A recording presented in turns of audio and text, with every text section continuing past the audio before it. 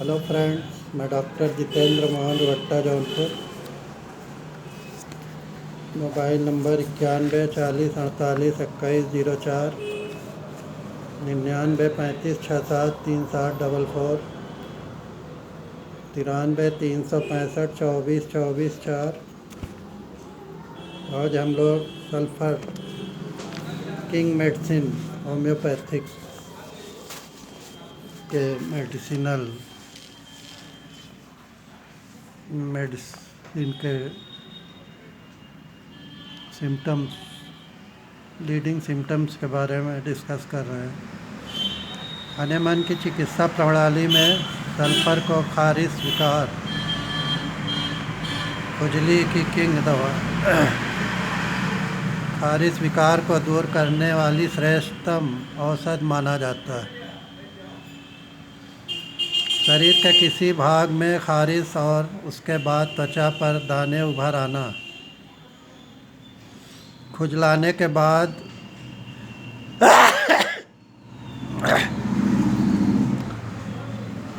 उस हिस्से में जलन होना, सारे शरीर में जलन, विशेषकर पैरों के तलवे में बहुत अधिक जलन होना, रोगी के तलवों को ठंडक पहुंचाने के लिए उन्हें बिस्तर के बाहर निकाल लेता है। शरीर के सभी द्वारों पर लाली ऐसा लगता है जैसे उनमें खून छलछला आया हो। होठ, कान, पलकें, नथुनों, गुदा, मूत्राशय इत्यादि। सूजन आने के बाद स्नैहिक गड़बड़ से रस का क्षरण, आवेश आने के बाद रोगी को कमजोरी और बेहोशी महसूस होने लगती तथा उसके बाद ही उसे पसीना आने लगता है। दिन में लगभग 11 बजे के समय रोगी की यह दशा होती है। अग्रवेशन और अम्लियोरेशन लक्षण, वृद्धि और ह्रास। प्रातः 5 बजे अतिसार, खड़े होने पर दिन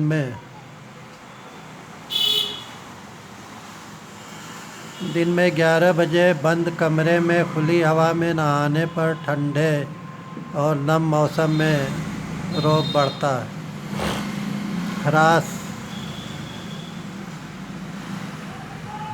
दरवाजे और खिड़कियां खुली रखने पर बैठे या लेटे हुए हवा लगने से आराम मिलता है।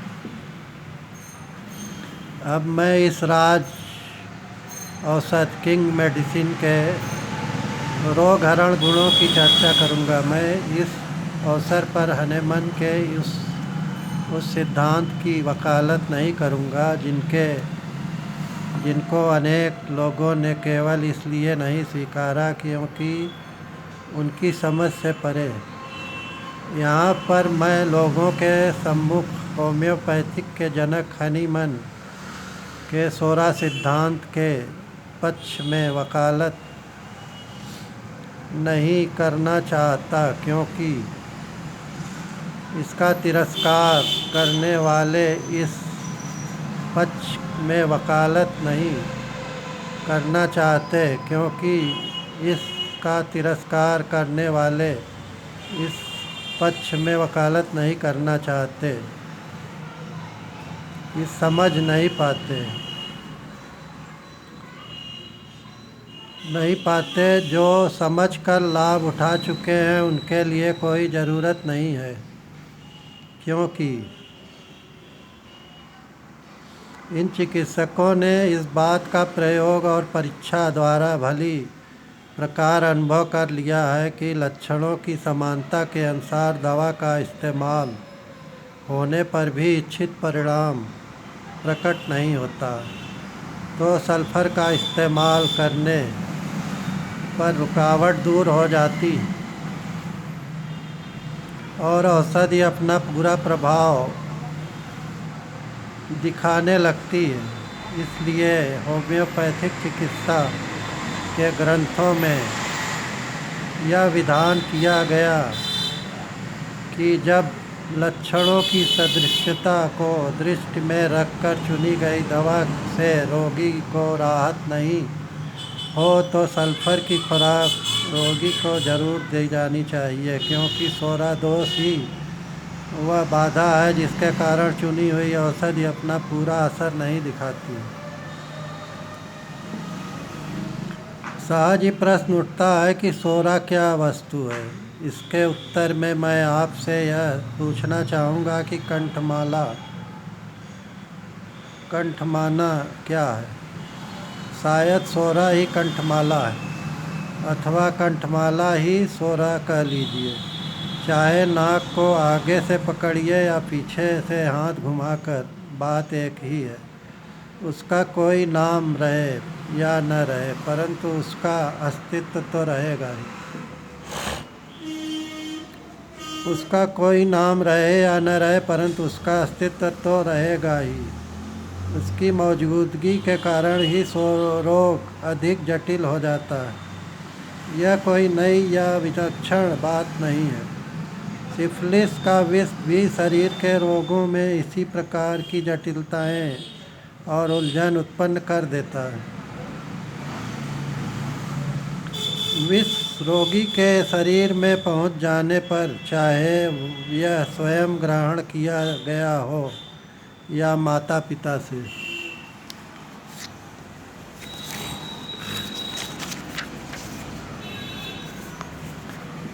रक्त में मिला हो, नई नई बीमारियां खड़ी कर देता है। और इन बीमारियों का इलाज करने के लिए यह ज़रूरी हो जाता है कि चिकित्सक पहले विष को दूर करने की औषधि दे।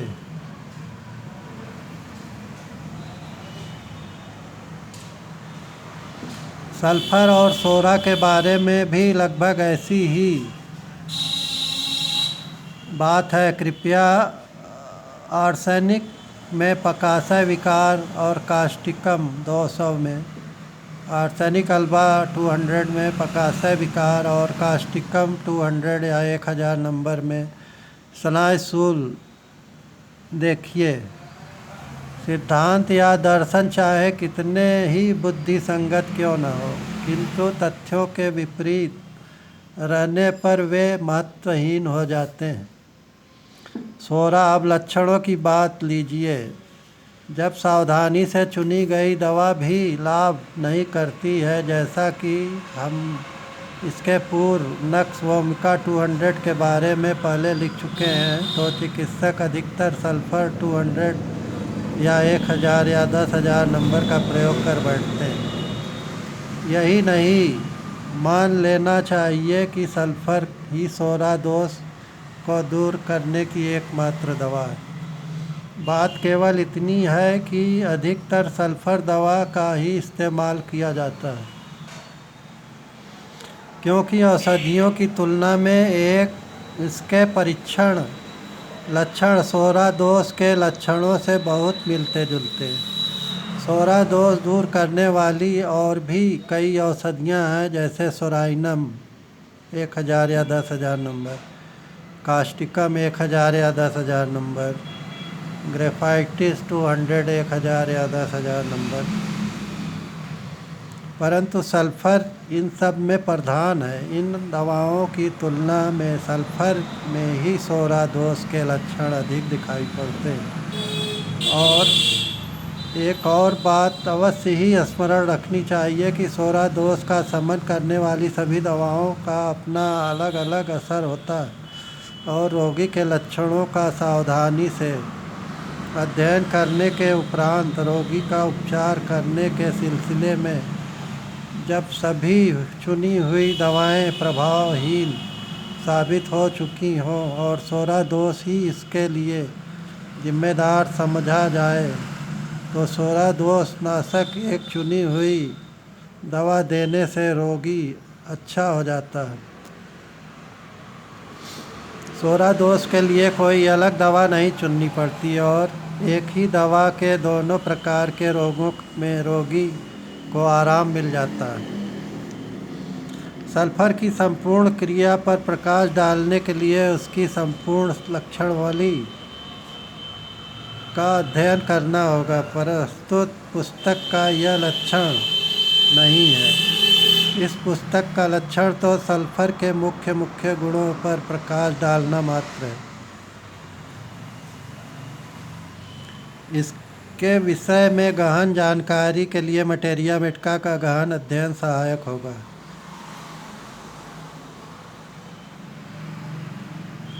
सल्फर का विशेष लक्षण रोगी को जलन महसूस होना माना जाता है।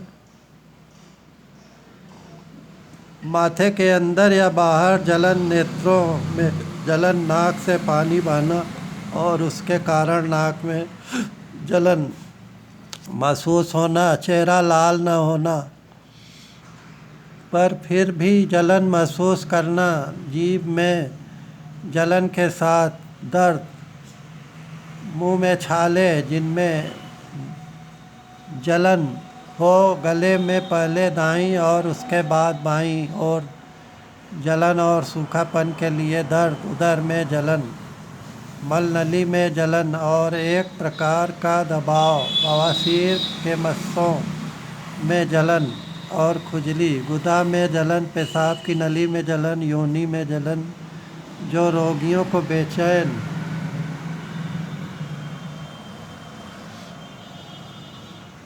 कर देती हो, स्तन के चूचकों में आग की तरह जलन, छाती में जलन जो चेहरों तक जा पहुँचती हो, कंधों की दोनों हड्डियों के बीच जलन, होश और लाइकोपोडियम दोनों हथेलियों व तलुओं में जलन। रोगी उन्हें ठंडक पहुँचाने की इच्छा से बार बार बिस्तर से बाहर निकाल देता। सारे शरीर में एक प्रकार की गर्मी व्याप्त रहती है और साथ ही जलन भी महसूस होती है। सारे शरीर में त्वचा में जलन होती है और खुजलाने पर खुजली वाली फुंसियों में जलन, ये सब सल्फर के लक्षण माने जाते हैं। सोरा की मेन मेडिसिन है सल्फर टेनियम या 1000 नंबर, ग्रेफाइटिस टेनियम या 1000 नंबर, सोराइनम 1000 नंबर या 10,000 नंबर, कास्टिकम 1000 या 10,000 नंबर। बहुत इफ़ेक्टिव है सोरा की मेन मेडिसिन सल्फर के। धन्यवाद दोस्तों, नमस्कार।